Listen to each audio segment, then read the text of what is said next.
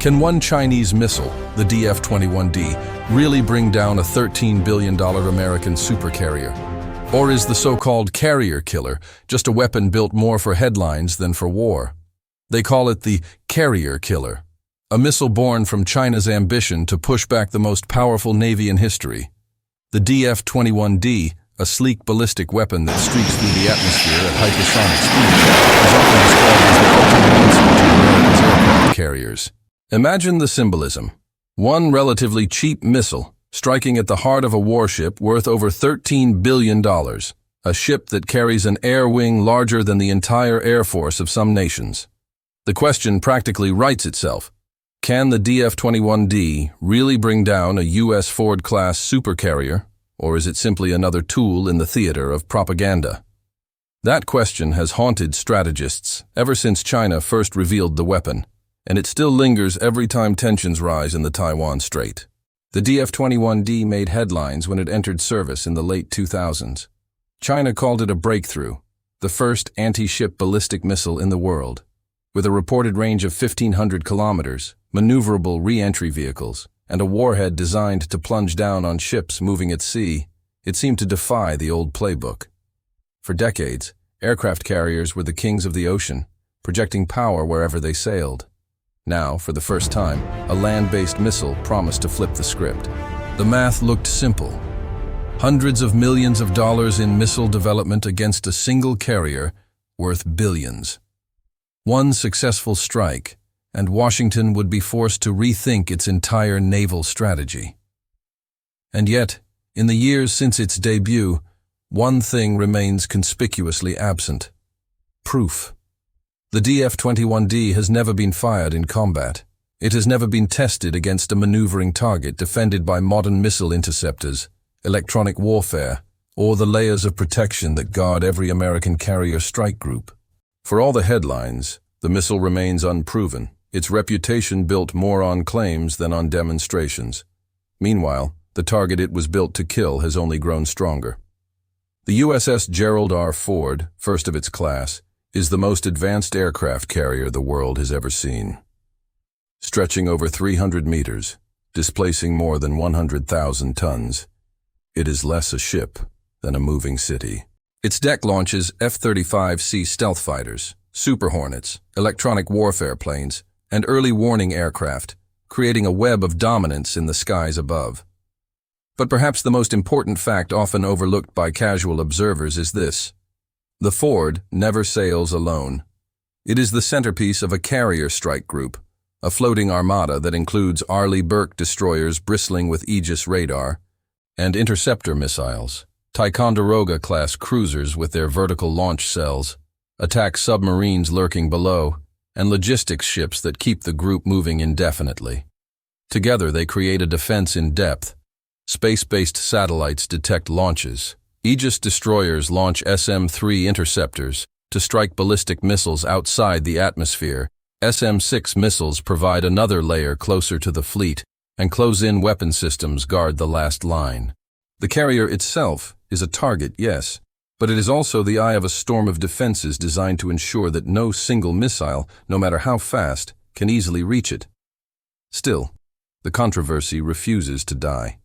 Some U.S. analysts argue that the age of the carrier is ending, that weapons like the DF-21D and newer hypersonic missiles will soon render these giants too vulnerable to justify their enormous cost.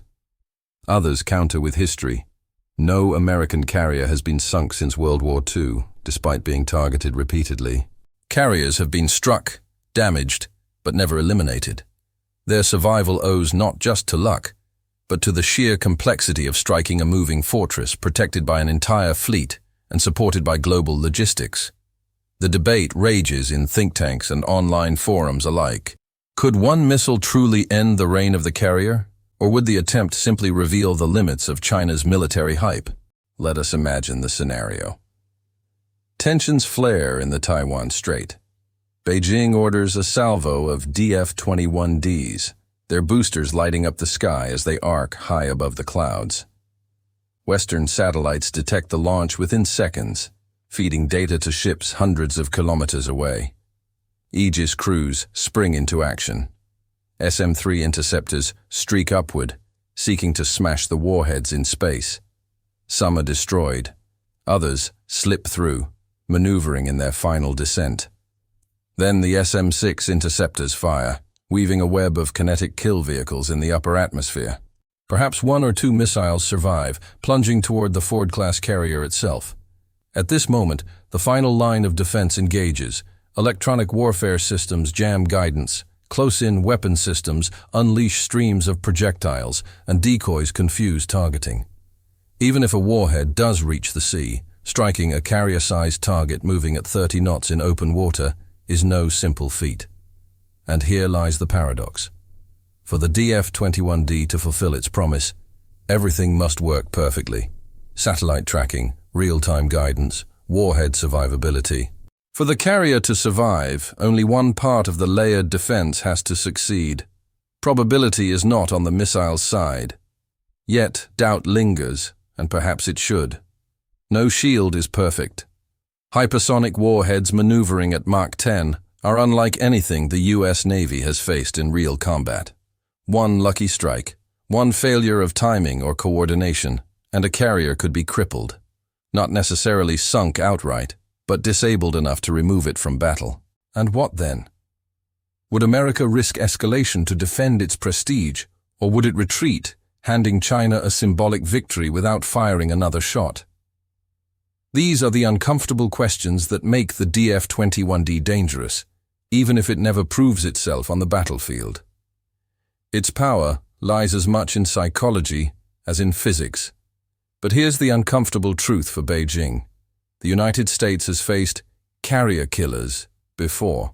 Soviet bombers with long-range cruise missiles, swarms of Cold War submarines, even kamikaze pilots, all were once described as threats that could end the era of carriers. Yet each time, the Navy adapted, strengthened its defenses, and carried on. The Ford class itself is a product of that evolution, with electromagnetic catapults, improved radar systems, and the ability to sortie more aircraft more quickly than its predecessors. It is not invincible, no ship is, but it is built on decades of adaptation, while the DF-21D is still an untested newcomer. And that raises the real question. Is the DF-21D a revolution or an illusion? Is China's missile a genuine shift in naval warfare, or just another piece of military theater designed to make headlines and influence politics? For the United States, the answer is less important than the preparation. The Navy continues to invest in missile defense, hypersonic interceptors, directed energy weapons, and new doctrines. Carriers may be challenged, but they are not obsolete. They remain the ultimate tool of power projection, capable of sailing into any ocean, anywhere on Earth, and launching strikes that no regional missile battery can fully deter. So where does that leave us? With a paradox worth debating. The DF-21D represents ambition, speed, and China's desire to rewrite the rules. The Ford class represents endurance, adaptability, and proven dominance. One missile may look like it can kill a ship, but one ship, backed by an entire system, a network of allies, and 70 years of experience, is not so easily killed. The truth is that power at sea is not measured by a single weapon or even a single ship. It is measured by credibility, by alliances, by the ability to sustain presence across the globe. And in that contest, the United States still holds the upper hand. But I'll leave you with this. If you were in command, staring at radar screens in the heat of battle, would you trust in one missile to decide the fate of a war? Or would you bet on the ship that has weathered every storm for generations? Tell me what you think, because the next great chapter of naval warfare may depend not on what these weapons can do on paper, but on how we believe they will perform when the moment of truth finally arrives.